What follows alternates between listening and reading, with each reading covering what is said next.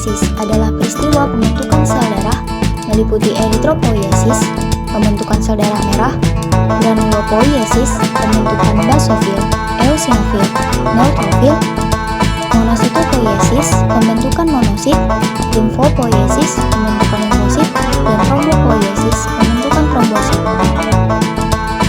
Pada manusia, sel darah merah dibuat di sumsum tulang belakang. Terdapat dua jenis sumsum tulang berdasarkan tampilannya pada pemeriksaan umum, yaitu sumsum tulang merah dengan warnanya timbul dari banyaknya eritrosit dan sel pembentuk darah, dan sumsum tulang kuning yang terisi dengan adiposit dan pada dasarnya tidak memiliki sel hemopoietik. Sumsum tulang yang berperan dalam pembentukan sel darah adalah sumsum tulang merah. Sumsum tulang merah terdiri atas 3 bagian. Yang pertama, stroma. Stroma adalah anyaman sel fibroblastik khusus yang disebut sel retikular atau sel adventisia dan suatu jala-jala halus dari serat-serat retikular yang mengandung sel-sel hemopoietik dan makrofag. Yang kedua, korda atau pulau hemopoietik sel. Yang ketiga, pulau sinusoid. Sinusoid dibentuk oleh selapis sel endotel.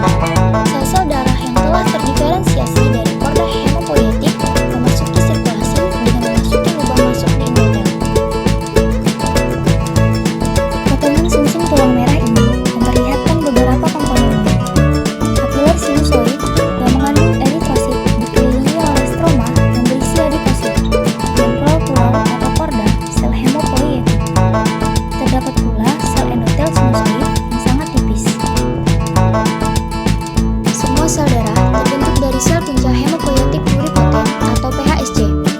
Sel punca biasanya amitotik, namun dapat sesekali mengalami pembelahan sel yang sesaat, sehingga dapat menghasilkan lebih banyak PHSC serta 2 jenis sel punca hemopoietik multipotensial atau MHSC, yaitu sel limfosit yang berbentuk koloni atau CF2 limfosit dan sel granulosit, eritrosit, monosit, megakariosit unik bentuk koloni atau CF2 GUMM.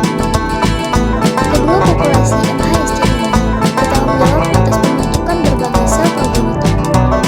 Sel CF2 GUMM ialah pembangun dari sel myeloid yang terdiri atas eritrosit, granulosit, monosit, dan keping darah. Sel CF2 limfosit ialah pendahulu lini sel limfoid, yaitu sel T dan sel B. Sel progenitor juga menyerupai limfosit kecil, namun bersifat unipotent, yaitu hanya akan menghasilkan satu lini sel seperti eosinofil. Aktivitas mitosis dan diferensiasinya dikendalikan oleh faktor hemopoiesis tertentu. Sel-sel ini memiliki kemampuan pembaruan diri yang terbatas.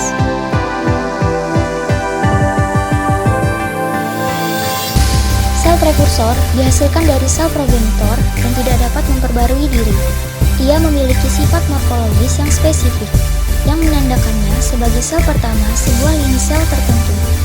Sel prekursor mengalami pembelahan dan diferensiasi sel, yang pada akhirnya akan menghasilkan sekelompok sel dewasa yang identik. Dengan berlanjutnya maturasi dan diferensiasi sel, sel-sel yang dihasilkan menjadi semakin kecil, intinya akan menghilang, jaringan kromatinnya semakin padat, serta ciri-ciri morfologi sitoplasmanya akan semakin menyerupai sel-sel dewasa.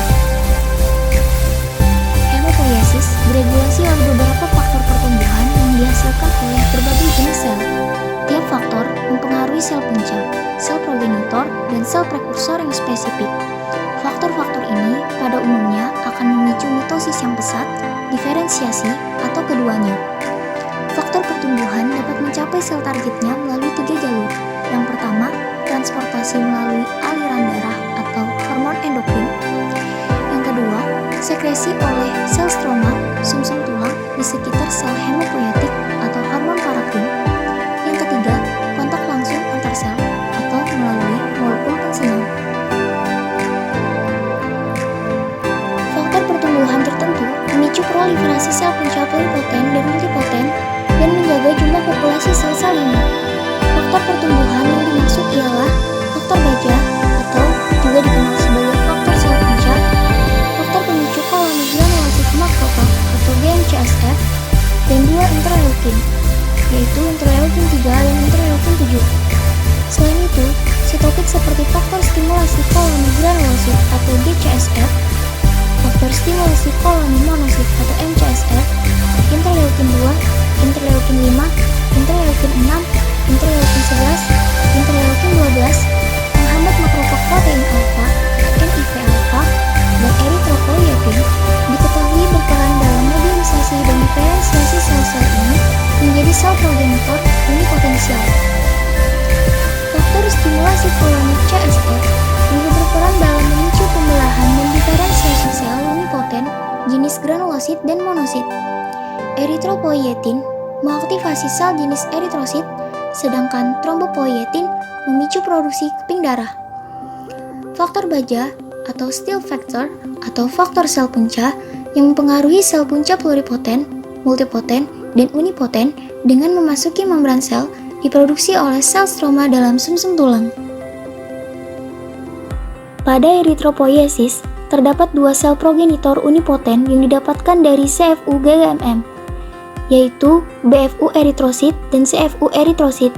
Jika jumlah sel darah merah dalam sirkulasi rendah, ginjal akan menghasilkan eritropoietin dalam konsentrasi yang tinggi, yang bila menemukan interleukin 3, interleukin 9, faktor baja, dan GM-CSF akan memicu CFU-GMM untuk berdiferensiasi menjadi BFU eritrosit.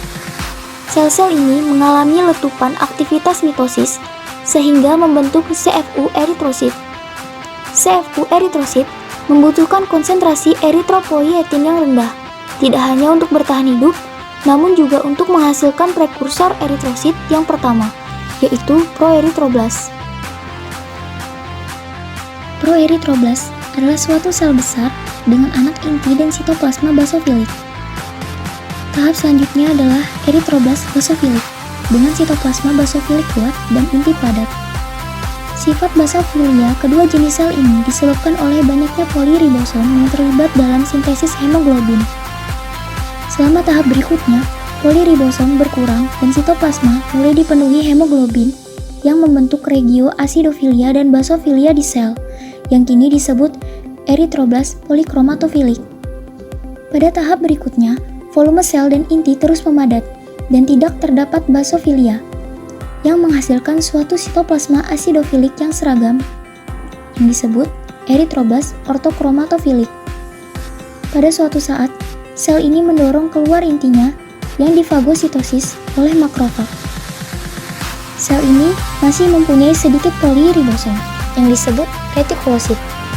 Retikulosit menuju sirkulasi, dan di tempat ini retikulosit dapat membentuk 1% dari sel darah merah. Kehilangan poliribosom dan cepat mengalami pematangan sebagai eritrosit. Eritropoiesis adalah proses pembentukan sel darah merah. Proses ini dimulai di sumsum tulang. Pertama, sel punca pluripoten berdiferensiasi membentuk sel progenitor. Sel-sel ini merespon eritropoietin menghasilkan koloni proeritroblas. Untuk diferensiasi selanjutnya, eritroblas mengelilingi makrofag yang berfungsi untuk memelihara eritroblas. Eritroblas basofilik mulai memproduksi hemoglobin dan berubah menjadi eritroblas polikromatofilik. Pada tahap selanjutnya, inti terus memadat dan berubah menjadi eritroblas ortokromatofilik. Sebelum meninggalkan sumsum tulang, eritroblas ortokromatofilik mengeluarkan inti selnya yang akan difagositosis makrofag dan memasuki aliran darah sebagai retikulosit. Organel sel yang tersisa berdegradasi dan membentuk eritrosit dewasa dengan sisi bikonkav. Pada granulopoiesis, sitoplasma didominasi sintesis protein untuk granula azurofilik dan granula spesifik. Protein ini diproduksi dalam retikulum endoplasma kasar dan aparatus Golgi.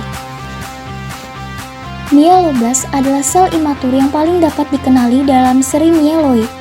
Sel ini memiliki kromatin yang tersebar merata dan anak inti yang pucat.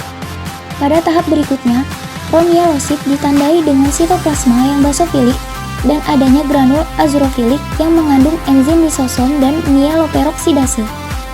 Berbagai promielosit menghasilkan berbagai set gen yang menghasilkan garis keturunan untuk ketiga jenis granulosit. Tanda diferensiasi pertama muncul dalam mielosit dengan granul spesifik yang secara bertahap bertambah dan akhirnya memenuhi sebagian besar sitoplasma pada tahap metamielosit. Metamielosit, neutrofilik, basofilik, dan eosinofilik mengalami pematangan lebih lanjut, membentuk neutrofil, basofil, dan eosinofil. Sel darah diproduksi di sumsum tulang. Darah dibentuk dari sekelompok master sel yang disebut sel punca yang juga terdapat di sumsum tulang. Sel punca memiliki kemampuan untuk membelah dan menghasilkan tipe sel darah yang berbeda-beda. Sel darah putih adalah bagian penting dari sistem imun tubuh. Granulosit adalah sel darah putih yang memainkan peran penting dalam melindungi tubuh terhadap infeksi. Neutrofil adalah granulosit yang dapat menelan sel bakteri penyebab infeksi. Neutrofil terbentuk di sumsum tulang selama kurang lebih 10 hari. Neutrofil dewasa dikeluarkan menuju aliran darah dan hidup selama 3-6 jam karena neutrofil dewasa memiliki masa hidup yang sangat singkat. Sumsum tulang secara konstan menghasilkan neutrofil sesuai kebutuhan tubuh. Tubuh kita membentuk protein yang memberikan sinyal kepada sel punca untuk membentuk neutrofil. Protein penting pada proses ini disebut granulocyte colony stimulating factor, GCSF. Proses ini terdiri dari 2 fase. Pada fase pertama, neutrofil beregenerasi hingga dewasa selama 6 hari. Pada 4 hingga 5 hari selanjutnya, sel neutrofil dewasa matang lebih lanjut, namun tidak dapat membelah lagi. Neutrofil dewasa akhirnya dikeluarkan ke aliran darah di mana neutrofil dapat melawan bakteri dan melindungi tubuh dari infeksi. Pada monositopoiesis, monosit memiliki sel bipoten yang sama dengan neutrofil. CFUGM mengalami mitosis dan menjadi CFUG dan CFUM. CFUM berdiferensiasi menghasilkan promonosit. Promonosit membelah 2 kali menjadi monosit.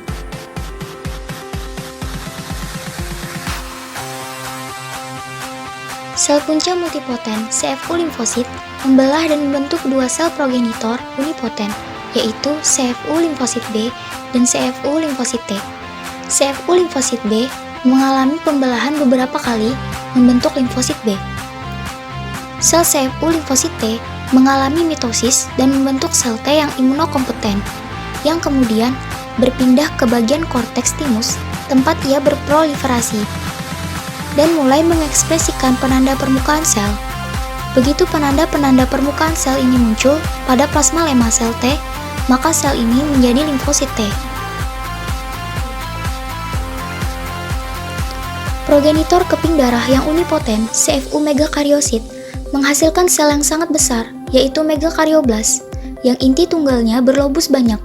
Sel ini mengalami endomitosis tetapi tidak membelah, namun menjadi semakin besar dan intinya menjadi poliploid sebanyak 64N.